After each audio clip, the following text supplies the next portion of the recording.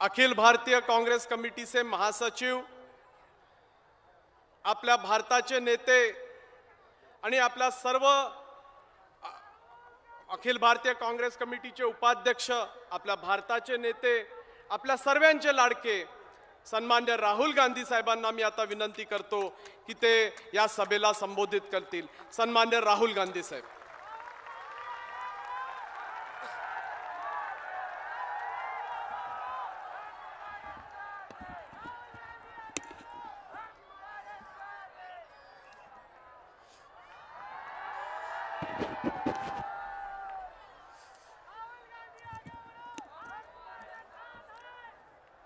मोहन प्रकाश जी, पृथ्वीराज चौहान जी, मानिकराव ठाकरे जी, बाला बच्चन जी, दत्ता मेघे जी, रंजीत दादा कांबले जी, रंजेंद्र मुलक जी, सागर मेघे जी, चरुताई टोकास जी,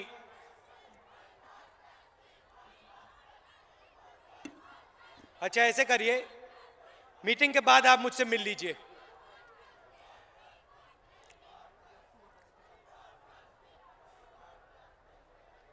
मीटिंग यहां आ जाइए, इस साइड आ जाइए और मीटिंग के बाद मुझसे मिल लीजिए.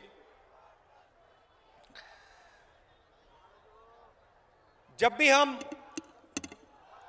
महाराष्ट्र का चुनाव शुरू करते हैं, चालू करते हैं, तो हम वर्धा से, यहां से अपना चुनाव चालू करते हैं, क्योंकि ये कांग्रेस पार्टी की सोच का गढ़ है. कांग्रेस पार्टी की जो सोच है वो आपकी डीएनए के अंदर है, मेरे डीएनए के अंदर है, वर्धा के अंदर है. महाराष्ट्र वीरों की जमीन है. शिवाजी, छत्रपति शाहू जी महाराज, ज्योतिबा फुले जी, भीमराव अंबेडकर जी, गांधी जी, महाराष्ट्र इन सब की कर्मभूमि थी. और बीजेपी के लोग, विपक्ष के लोग कहते हैं कि कांग्रेस पार्टी को मिटाना है, हिंदुस्तान से कांग्रेस पार्टी को मिटाना है.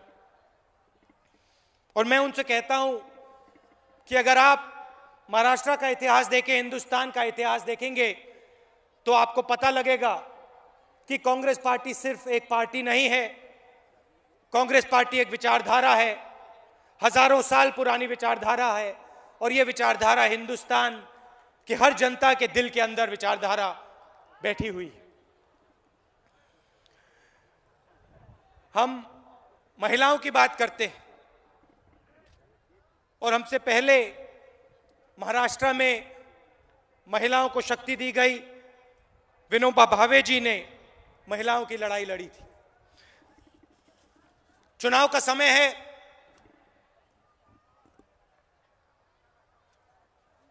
विपक्षी पार्टी तैयार हुई है, और जैसे उन्होंने 2004 में अपना एक गुब्बारा बना के फ्लोट किया था, इंडिया शाइनिंग का गुब्बारा, वैसे आज फिर से एक नया गुब्बारा तैयार हुआ है. आप मेले में जाते हैं, मेले में गए हैं आप? आपने वहां पे हॉट एयर बलून देखा होगा, छोटा सा जो गुब्बारा होता है जिसमें गैस होती है. 2004 में इन्होंने इंडिया शाइनिंग का गुब्बारा तैयार किया, उसमें हवा भरी और उसको छोड़ दिया चुनाव से पहले. और पूरे हिंदुस्तान को उन्होंने बताया कि भाई हिंदुस्तान चमक रहा है. सब जगह चले गए, किसानों के घर में चले गए और उनसे, किसानों से कहा कि भाई हिंदुस्तान चमक रहा है. मजदूर के पास चले गए, कहा भैया हिंदुस्तान चमक रहा है. वोट पड़े और हिंदुस्तान के गरीब जनता ने उनका जो इंडिया शाइनिंग का गुब्बारा था उसको धड़ाम से बर्स्ट कर दिया. 2009 में फिर वापस आए, फिर से एक नया गुब्बारा इंडिया शाइनिंग, और फिर से 2009 में आपने, गरीब जनता ने गुब्बारे को फोड़ा. और अब एक नया गुब्बारा आया है, इसमें सिर्फ हवा नहीं भरी, इसमें दबाकर इन्होंने गैस भरी और बहुत बड़ा गुब्बारा तैयार किया है गुजरात मॉडल का ऊपर, और वो सबको दिख रहा है कि भैया गुब्बारा है। और आने वाले समय में गरीब जनता, कांग्रेस पार्टी के लोग इस गुब्बारे को फोड़ने वाले हैं। और एक बार फिर हिंदुस्तान में गरीबों की, पिछड़े लोगों की, किसानों की, कमजोर लोगों की सरकार आएगी। वर्धा में कॉटन है, नारंगी है, और यहां वर्धा सेवागाम परनार का टूरिस्ट सर्किट है। यहां हमारे चीफ मिनिस्टर बैठे हैं और आपने एक नई टेक्सटाइल पॉलिसी अनाउंस की है हमारे किसानों के लिए। हजारों युवाओं को इस पॉलिसी से रोजगार मिलेगा और फायदा मिलेगा। नारंगी की बात करें तो मुझे कहा गया है कि मोर्शी, अरवी और वरूद को फ्लोरिडा ऑफ इंडिया कहा जाता है। सही बात? फ्लोरिडा ऑफ इंडिया कहा जाता है। मैं चाहता हूं कि आने वाले समय में फ्लोरिडा को मोर्शी, अरवी, वरूद ऑफ यूएसए कहा जाए। ऐसा दिन आए जब बाकी दुनिया के लोग कहें कि भैया हम मोर्शी, अरवी और वरूद जैसा होना चाहते हैं। कैसे होगा? आपको इंफ्रास्ट्रक्चर देके, स्टोरेज देके और प्रोसेसिंग प्लांट देके। और मैं जानता हूं यहां आपकी एक मांग है फ्रेट वैगन जो वरूद बसावल ट्रेन रूट पे लगे, और हमारी पूरी कोशिश होगी कि आपकी मांग पूरी हो। जो वर्धा और सेवाग्राम पवनर का टूरिस्ट सर्किट है, इसको टूरिस्ट अट्रैक्शन सेंटर डेवलप किया जा सकता है, और 490 करोड़ रुपए का एक प्रोजेक्ट गांधी फॉर टुमारो यहां लागू किया जा रहा है। देखिए, मैंने गरीबों की सरकार की बात की। पिछले 10 सालों में यूपीए सरकार ने गरीबों के लिए काम किया, और गरीबों के पैरों के नीचे एक अधिकार की फर्श तैयार की। मनरेगा जो आज पूरे हिंदुस्तान में लोगों को रोजगार देता है, महाराष्ट्र में पैदा हुआ था ये प्रोग्राम, और इसको हमने पूरे हिंदुस्तान में लागू किया। करोड़ों लोगों को इसका फायदा मिलता है। भोजन के अधिकार, करोड़ों लोगों को हमने भोजन की गारंटी दी है। जो पहले बंद कमरों में इंफॉर्मेशन रहती थी, जो इंफॉर्मेशन ब्यूरोक्रेट्स के ऑफिस में रहती थी, जो इंफॉर्मेशन मंत्रियों और चीफ मिनिस्टर के ऑफिस में रहती थी, आरटीआई के माध्यम से हमने आपको दे दी। विपक्ष भ्रष्टाचार की बात करता है।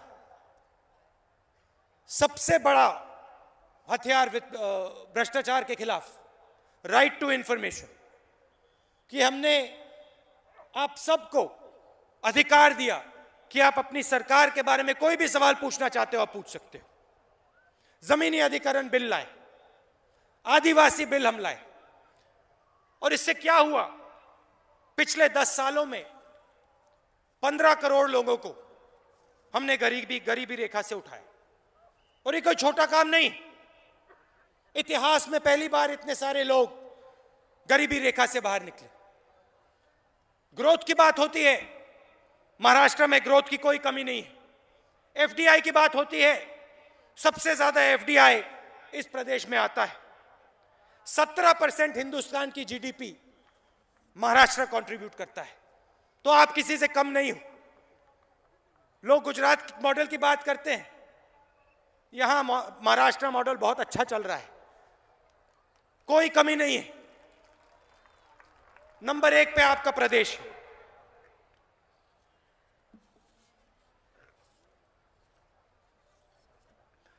किसानों की थोड़ी बात करना चाहता हूं। यूपीए सरकार ने किसानों के लिए क्या किया? सबसे बड़ा काम, 70,000 करोड़ रुपए हमने कर्जा माफ किया। और जब हम कर्जा माफ कर रहे थे तो बीजेपी के नेता क्या कह रहे थे, विपक्ष के नेता क्या कह रहे थे, मैं आपको थोड़ा बताना चाहता हूं। खड़े थे और उन्होंने सवाल पूछा। सबसे पहले सवाल पूछा भैया कि पैसा कहां से आएगा, और हमने उनसे कहा भैया आप घबराइए मत, पैसा हम देंगे। फिर उनके नेताओं ने कहा देखिए कांग्रेस पार्टी पैसा जाया कर रही। जब किसानों को पैसा दिया जाता है, जब किसानों को फायदा दिया जाता है तो पैसा जाया होता है।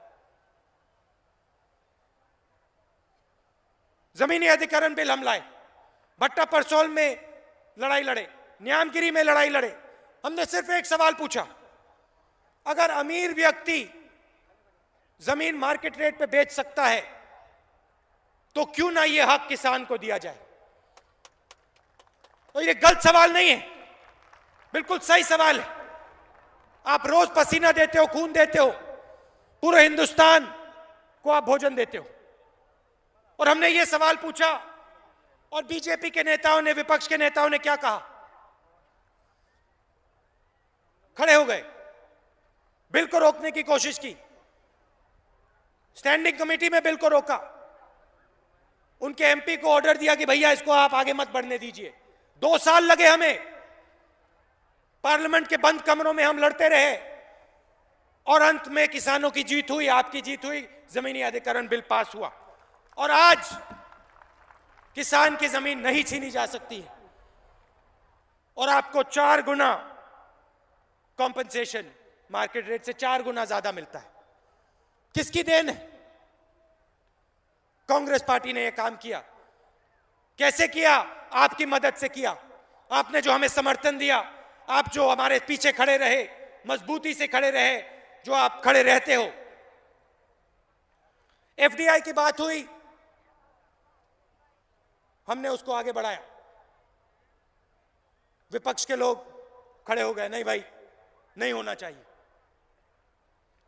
और मैं जानता हूं कि यहां किसानों को पिछले महीनों में काफी मुश्किल हुई, ओले पड़े हैं और उससे पहले सूखा पड़ा था। सेंट्रल गवर्नमेंट ने 800 करोड़ रुपए का आपके लिए एक पैकेज अनाउंस किया है, जो ओले पड़े थे उसके कॉम्पनसेशन के लिए। और जो सूखा पड़ता है उसके लिए चीफ मिनिस्टर लड़े हैं और 2 बड़े बड़े काम किए हैं। एक 250 लाख हेक्टेयर का इंटीग्रेटेड वाटरशेड मैनेजमेंट प्रोग्राम और दूसरा 20,000 करोड़ रुपए का ड्राई लैंड एग्रीकल्चरल मिशन, जिससे 100 लाख हेक्टेयर को पानी मिलेगा। यहां मुझे महिलाएं दिख रही हैं, थोड़ा मैं आपके बारे में बोलना चाहता हूं। देखिए, हिंदुस्तान के बारे में लोग कहते हैं हिंदुस्तान को हमें सुपर पावर बनाना है, हिंदुस्तान को सुपर पावर बनाना है। और इस देश में 50% महिलाएं हैं। तो जिस दिन तक महिलाओं को शक्ति नहीं मिलेगी, जिस दिन आपके चेहरे विधानसभा, लोकसभा, पंचायत में नहीं दिखाई देंगे, जिस दिन आपके चेहरे उद्योगों में, बिजनेस में नहीं दिखाई देंगे, तब तक यह देश सुपर पावर कभी नहीं बन सकता है, सवाल नहीं उठता है। और मेरी पूरी कोशिश है कि आपकी जो लड़ाई है वो हमारी लड़ाई और कांग्रेस पार्टी की लड़ाई हो। लोकल बॉडी में हमने आपको जगह दी, 50% आरक्षण दिया। विधानसभा में, लोकसभा में हमने बिल रखा कि आपको 33% आरक्षण मिले, और उस बिल को विपक्षी दलों ने रोक रखा है। हम उस बिल को पास करके आपको दिखाएंगे और 33% महिलाओं को हम लोकसभा और विधानसभा में जगह देंगे। और सिर्फ लोकसभा और विधानसभा में नहीं, कांग्रेस पार्टी में, ब्लॉक्स में, डिस्ट्रिक्ट्स में हम आपको जगह देंगे। हम चाहते हैं कि आपकी शक्ति इस पार्टी में और इस देश में आगे आए। कुछ महीने पहले आप मेरे पास और कांग्रेस के नेताओं के पास आए और आपने कहा कि देखिए ये जो 9 सिलेंडर आप दे रहे हैं इससे काम नहीं हो रहा है। आपने कहा कि 9 नहीं चाहिए, हमें 12 चाहिए। मैं प्रधानमंत्री जी के पास गया, सोनिया जी के पास गया और मैंने उनसे कहा कि देखिए हिंदुस्तान की महिला कह रही है 9 सिलेंडर से काम नहीं चल रहा है, 12 सिलेंडर चाहिए। और मैं खुशी से आपको कहना चाहता हूं कि प्रधानमंत्री जी और सोनिया जी ने 2 मिनट में कहा कि अगर हिंदुस्तान की महिला 12 सिलेंडर मांग रही है तो कांग्रेस पार्टी 12 सिलेंडर दे के दिखाएगी। और 2 मिनट नहीं लगा। महाराष्ट्र गवर्नमेंट का मैं धन्यवाद करना चाहता हूं कि तकरीबन 7 लाख महिलाओं को उन्होंने सेल्फ हेल्प ग्रुप से जोड़ा है, बैंकों से जोड़ा है। युवाओं की थोड़ी मैं बात करना चाहता हूं। देखिए हिंदुस्तान को आगे बढ़ना है तो आप सबको रोजगार मिलना है। रोजगार के बिना हिंदुस्तान आगे नहीं बढ़ सकता है। और हमने, कांग्रेस पार्टी ने रोजगार के लिए बहुत काम किया है और पिछले 5 सालों में हमने सबसे बड़ा काम करा है। और इस काम से आने वाले समय में, आने वाले महीनों में लाखों करोड़ों युवाओं को रोजगार मिलने वाला है। मैं इस काम के बारे में आपको थोड़ा बताना चाहता हूं। दिल्ली से मुंबई, मुंबई से चेन्नई, दिल्ली से कलकत्ता हमने डेडिकेटेड इंडस्ट्रियल कॉरिडोर बनाया है। सड़कें बनाई हैं, रेलवे लाइन बिछाई, बिजली पानी का साधन हम कर रहे हैं। और इन कॉरिडोर पे लाखों युवाओं को रोजगार मिलने वाला है, करोड़ों युवाओं को रोजगार मिलने वाला है। मैं चाहता हूं कि आज जो घड़ियां बनती हैं, कैमरा बनता है, जूते बनते हैं जो चीन में बनते हैं, आने वाले समय में हमारे युवा हिंदुस्तान में इन चीजों को बनाएं और हमारे युवाओं को, करोड़ों युवाओं को फायदा मिले। तो इस कॉरिडोर से आप सबको रोजगार मिलने वाला है। सबसे बड़ा इंफ्रास्ट्रक्चर प्रोजेक्ट है हिंदुस्तान में। किसान की बात की, गरीबों की बात की। अब आने वाले समय में कांग्रेस पार्टी क्या करेगी? 2-3 चीजों पे हमारा फोकस रहेगा। पूरी हमारी शक्ति 2-3 चीजों पे जाएगी। महिलाओं की बात की, गरीबों की बात की। गरीबों के लिए जो हमने फर्श बनाई, अधिकार की फर्श, उस फर्श को हम और मजबूत करेंगे। भोजन का अधिकार हमने आपको दिया, रोजगार का अधिकार दिया, अब हम आपको स्वास्थ्य का अधिकार देने वाले हैं। जो आपको, गरीबों को मुश्किल होती है, दवाई की मुश्किल होती है, अस्पताल की मुश्किल होती है, यह अधिकार हम आपको गारंटी करके देने वाले हैं आने वाले 5 सालों में। और सिर्फ यह नहीं, आपके सिर पे छत भी हम देंगे और छत के भी हम आपको अधिकार देने वाले हैं। क्योंकि हम चाहते हैं गरीबों को भी ऐसे लगे कि यह देश उनका है और उनको भी अपॉर्चुनिटी मिले आगे बढ़ने की। मगर अब एक नया वर्ग तैयार हुआ है, 70 करोड़ लोगों का नया वर्ग, जो गरीबी रेखा से ऊपर है और जो मिडिल क्लास के नीचे है। ये लोग कौन है? बढ़ई,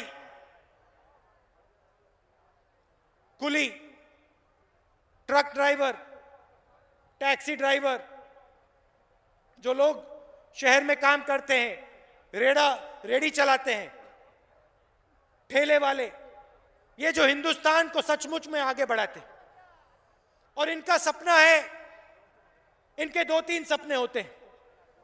सबसे बड़ा सपना है कि भाई हमारे बच्चों को भी अच्छी शिक्षा मिले और हमारे बच्चे भी कॉलेज जाएं, यूनिवर्सिटी जाएं और वो आगे बढ़े। दूसरा कि एक दिन ऐसा आए जब हम भी मिडिल क्लास में जा पाएं, जब हमें भी मिडिल क्लास का फायदा मिले। अब कांग्रेस पार्टी का लक्ष्य है कि उन 70 करोड़ लोगों को हम मिडिल क्लास में डालें और उनको भी, उनके बच्चों को शिक्षा, उनके बुजुर्ग लोगों को स्वास्थ्य हम दें। ये काम हम आने वाले समय में करने वाले हैं। और जो हमने गरीबों के लिए किया, आप देखना 70 करोड़ लोगों के लिए हम करेंगे और उनको हम मिडिल क्लास में ला के आने वाले 5-10 साल में हम उनको मिडिल क्लास में लाकर दिखाएंगे। महाराष्ट्र में कांग्रेस पार्टी की विचारधारा है। मैं जानता हूं, अभी मैं पीसीसी प्रेसिडेंट और चीफ मिनिस्टर से बात कर रहा था, उन्होंने मुझे बताया कि देखिए महाराष्ट्र में कांग्रेस पार्टी एनसीपी जीतेगी, ज्यादा से ज्यादा सीटें हम जीतेंगे, कोई प्रॉब्लम नहीं है। आप सब जाइए, जो हमारे यहाँ कांग्रेस पार्टी के वर्कर हैं, आप सब जाइए, निकलिए, कांग्रेस पार्टी का झंडा लहराइए, कांग्रेस पार्टी को जिताइए, हमारे मेंबर्स ऑफ पार्लियामेंट लाइए कि हम भारत को, महाराष्ट्र को तेजी से आगे ले जा पाए। आप सबका बहुत बहुत धन्यवाद। जय हिंद।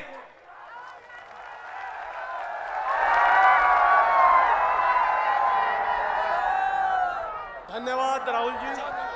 अच्छा, जो हमारे कांग्रेस के वर्कर हैं, एक बात मैं बोलना चाहता हूं, यहां पे हमने अपने एमएलए को प्राइमरी के माध्यम से चुना और ज्यादा से ज्यादा युवाओं, एमपी को हमने प्राइमरी के माध्यम से चुना और ज्यादा से ज्यादा कार्यकर्ताओं को हमने जगह दी। ये शुरुआत है और मैं आपसे कहना चाहता हूं कि आने वाले समय में हमारे कार्यकर्ता को जगह मिलेगी, चुनाव लड़ने की जगह मिलेगी और अपने विचार रखने की जगह मिलेगी। आप सबका बहुत बहुत धन्यवाद। जय हिंद।